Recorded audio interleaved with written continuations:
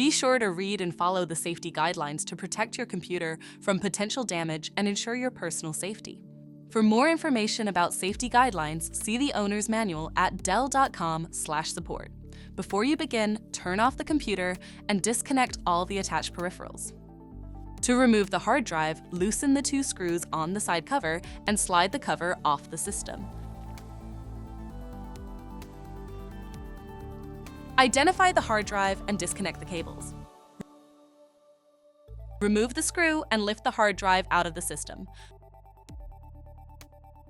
Turn the hard drive 90 degrees and remove the 4 screws to fully remove it from the system.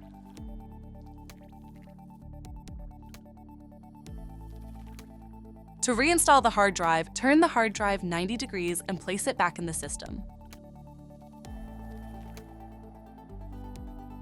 Install the 4 screws.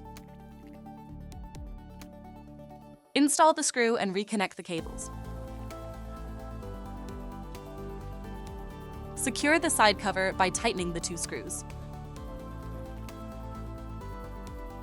For more information about your Dell system, visit dell.com/support.